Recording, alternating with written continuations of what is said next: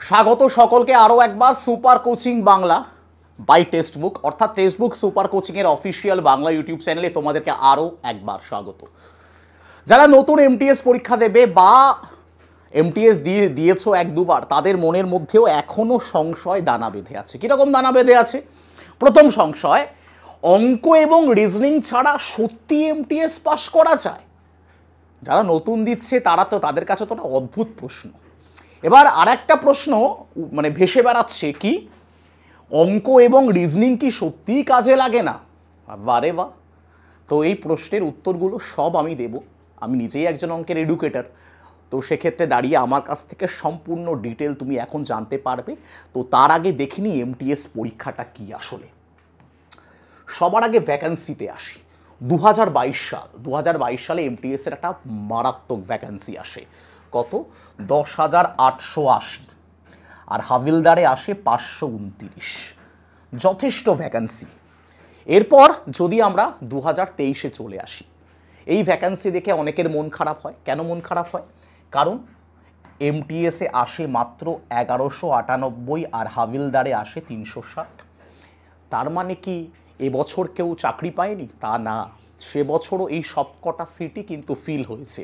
এরকম না যে কম ভ্যাকেন্সি এসছে ফর্মটাই ফিল করব না, পড়বই না, ব্যাপারটা তা না। পড়াশোনাটা আগেও যেমন ছিল এখনও তেমন আছে, কম্পিটিশন এবার আরও বেশি। এবার তুমি বলবে স্যার এবারের ভ্যাকেন্সি তো বেশি। ইয়েস, এবারের এমটিএস এর ভ্যাকেন্সি কত স্যার? 4,887, গতবারের প্রায় 4 গুণ। আর হাবিলদার ভাবো, হাবিলদার কতগুলো ছিল ভাবো?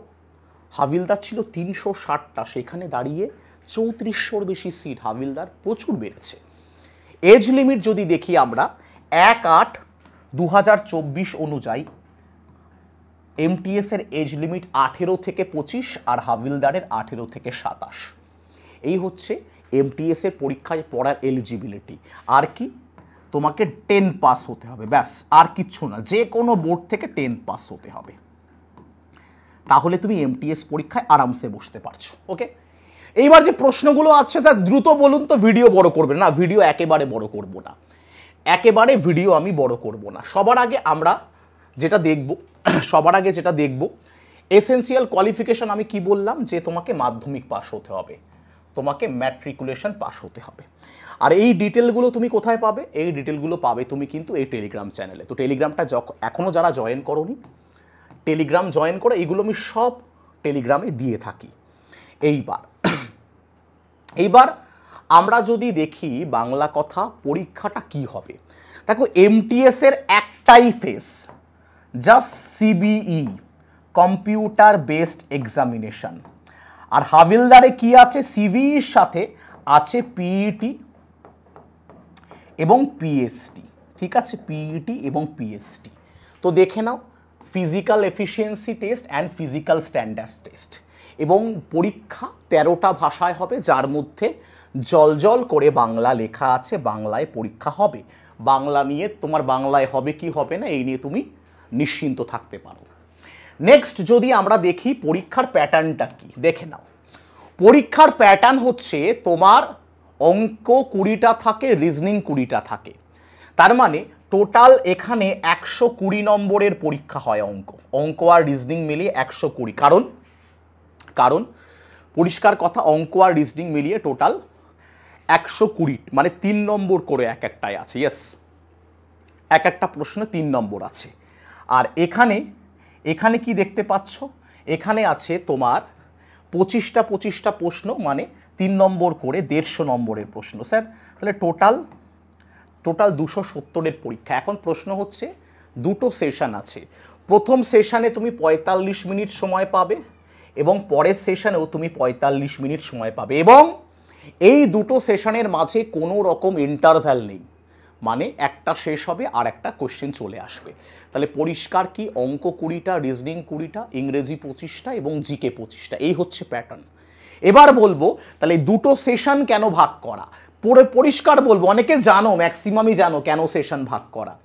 তার আগে সিলেবাসটা দেখি। দেখো, অঙ্কের সিলেবাসটা যদি আমরা দেখি, দেখো অঙ্কের মধ্যে number system, LCM, decimal, fraction, BODMAS, percentage, ratio, proportion, time and work, তোমার average, simple interest, profit loss, area, perimeter, basic geometric figure, time and distance, lines and angle, data interpretation, এই জিনিসটা কিন্তু থাকবে অঙ্কের মধ্যে। ডিআই প্রত্যেক সেটে, গতবারের যদি শিফট দেখো প্রত্যেক সেটে দুটো করে ডিআই এসেছে, ওকে, যেটা অলরেডি আমি করিয়েছি তোমাদেরকে। যাই হোক, আর রিজনিংয়ের সিলেবাসটা তোমরা পুরো দেখে নাও, এখানে যা যা আছে কমপ্লিট রিজনিংয়ের সিলেবাস পুরোটা আমি দিয়ে দেবো টেলিগ্রামে। এবার যদি দেখি আমরা জিকে সিলেবাস কি আছে, broad coverage, the test will be on the social studies, history, geography, art and culture, civics, economics, general science, এবং সেটা কোন স্ট্যান্ডার্ডের, 10 স্ট্যান্ডার্ডের।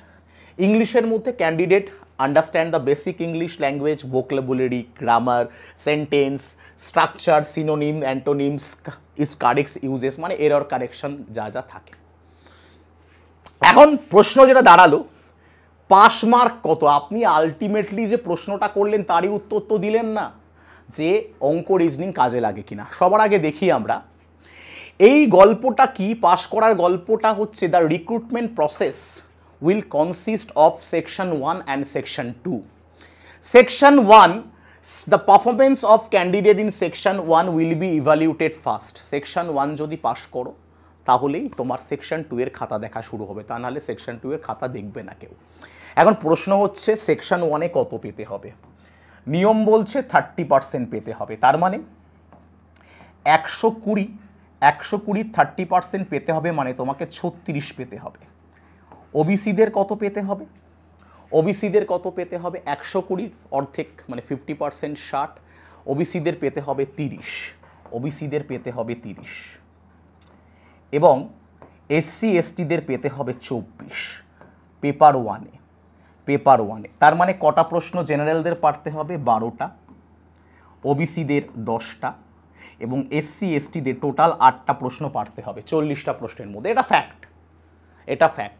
এটা যদি পারো তাহলেই তোমার সেশন 2 দেখা শুরু হবে। তাহলে কি বললাম, জেনারেলদের 12টা প্রশ্ন, ওবিসিদের 10টা প্রশ্ন, এবং এসসিদের 8খানা প্রশ্ন পারলেই এসসি বা এসটিদের তারা পরের ফেজের জন্য, মানে তাদের খাতা পরের ফেজে দেখা হবে।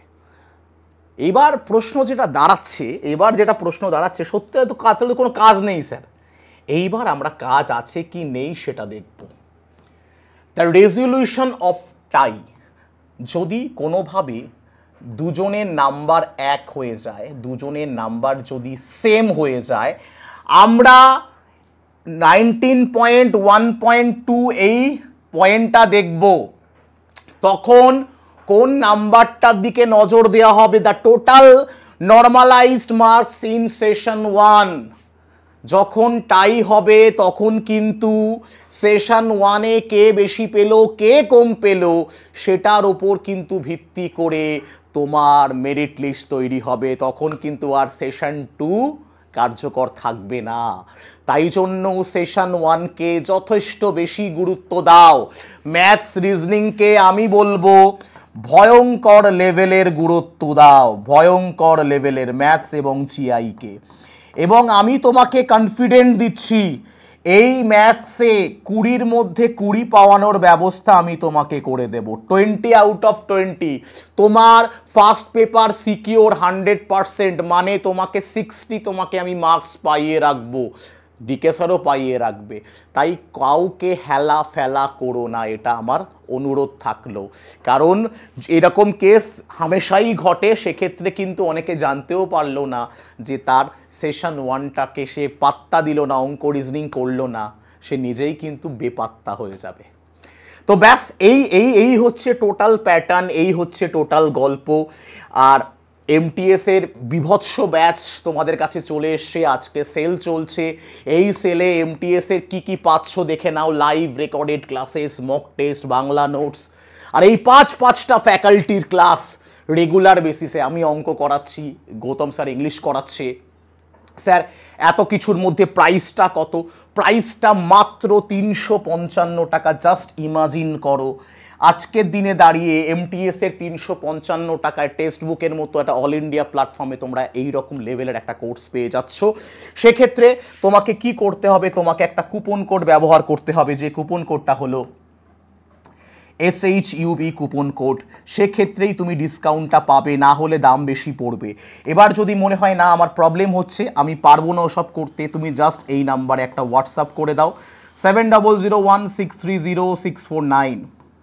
ঠিক আছে, 7001630649 এই নাম্বারে হোয়াটসঅ্যাপ করো, তোমার সব সমাধান এই হোয়াটসঅ্যাপেই হয়ে যাবে এবং ডিরেক্ট তুমি ডিসকাউন্টেড লিঙ্ক পেয়ে যাবে। তাছাড়াও এই সেলে কিন্তু বাকি সমস্ত কোর্সের প্রাইস ড্রপ করে গেছে। যেমন অল রেলওয়ের অ্যাক্সেস তুমি পাবে 770, ক্লার্কশিপ 474 টাকা, কনস্টেবল 474 টাকা এবং জিরো টু হিরো ফাউন্ডেশন যেটা 1 তারিখ অর্থাৎ সোমবার থেকে শুরু হতে চলেছে সেটাও মাত্র 2056 টাকায়। ব্যাস, ভিডিওটাকে আর বড় করব না।